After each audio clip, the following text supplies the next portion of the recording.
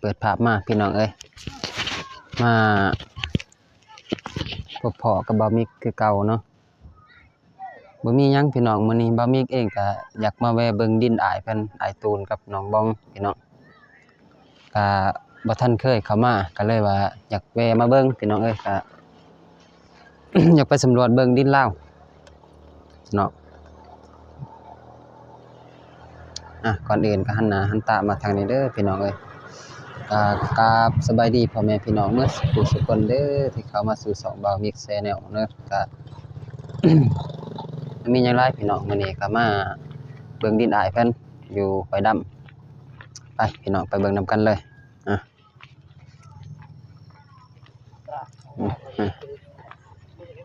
บ่าวมิกก็กำลังเคยเข้ามาพี่น้องเอ้ยนี่แหละดินเฮือนของเราเนาะกำลังเข้ามาเห็นเป็นมื้อแรกของบ่าวมิก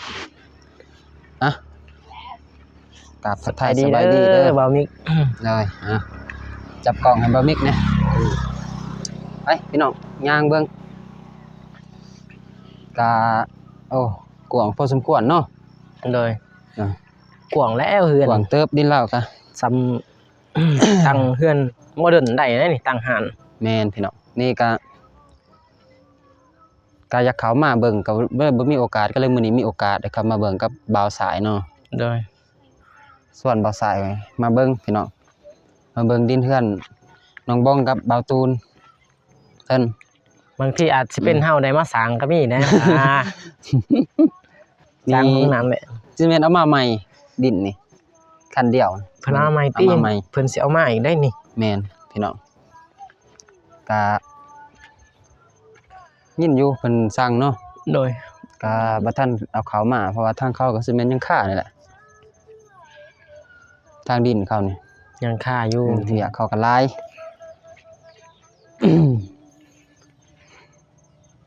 ก็ได้รถเดียวเนาะดินจากอันนั้นเนาะขายคือดินทงขายคือดินทงดินแบบดินดำแบบดินทรายนะพี่น้องเลาะเบิ่งนำกันกับบ่าวมิก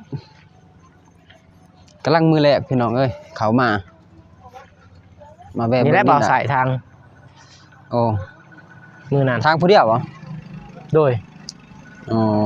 ทางผู้เดียวเลยบ่าวมิกเมาบ่าวสายเมาเลยทันเต็มเนาะยังก็ลายรถเติบได้นี่ยังลายรถเติบได้นี่ยังลายอยู่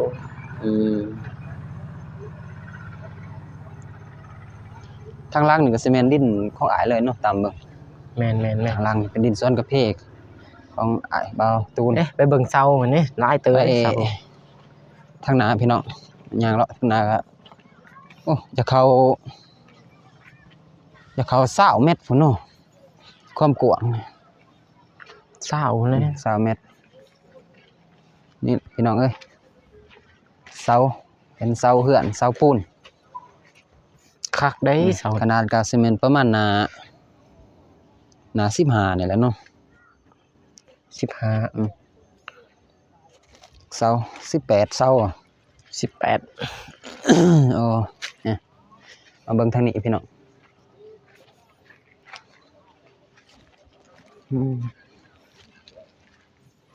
บ่าวตูนเพิ่นบ่ได้มามื้อนี้พี่น้องเพิ่นนี่ก็สิเป็นไปเวียกเลยเอามิกกับบ่าวดินบล็อกเนาะดินบล็อกมื้อนั้นได้บ่าวสายเอาลงโอ้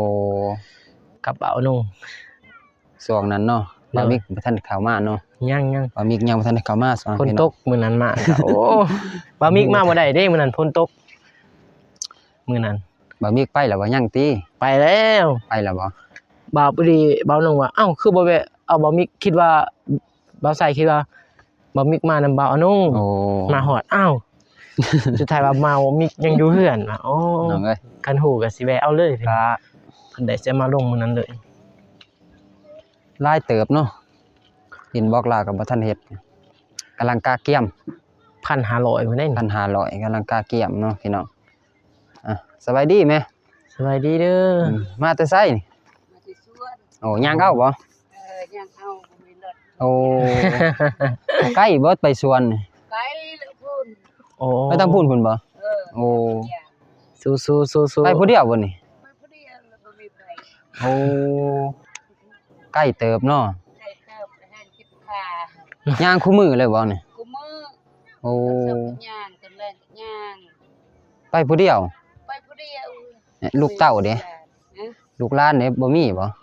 แม่ฮักเข้าเด้อคุณครู เป็นผู้พุ่นบ่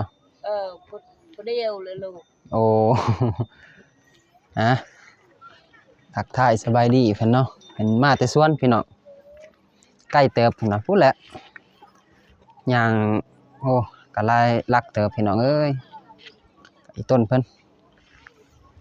บ่มีหยังพี่น้องมีแต่มาเบิ่งดินซื่อๆมื้อนี้ทางบ่าวตูน แวะ เพิ่น บิ่ง บ่อยู่ ดินอ้ายเพิ่น มาดีใจน้ำอ้ายเพิ่น หนองบอง น้ำมามิกมาดีใจน้ำอ้ายเพิ่นได้ มา สิได้เฮือน ดีใจน้ำอ้ายเพิ่น สิได้เฮือนได้ซ่านน่ะเด้ทางบ่าวตูนเฮา ก็ ก็ว่าดีใจเฮา เป็นกำลังใจให้เพิ่นเนาะ โดย อืมทักอยู่ดอกกินบอกแล้วนี่ถ่ายคลิปอยู่ เราไทยกี่บ่ สวัสดี มาแต่ไสนี่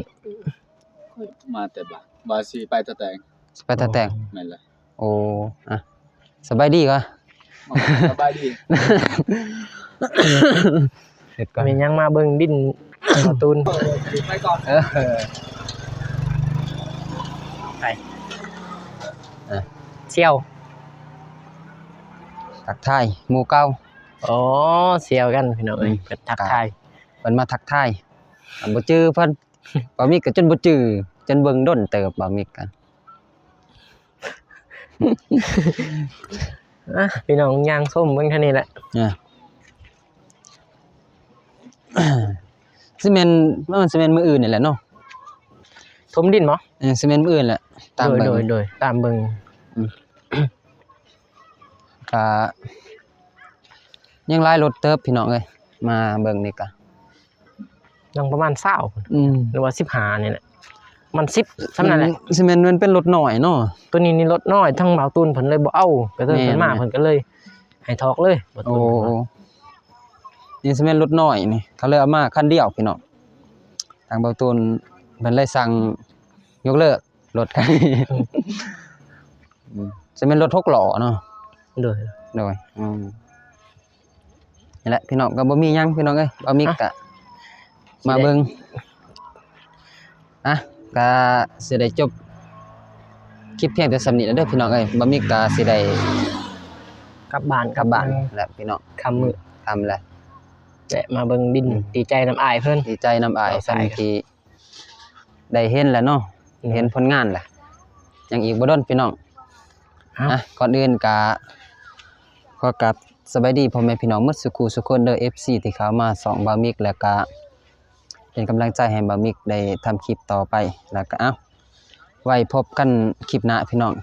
คลิปนี้ขอกล่าวสวัสดีพี่น้อง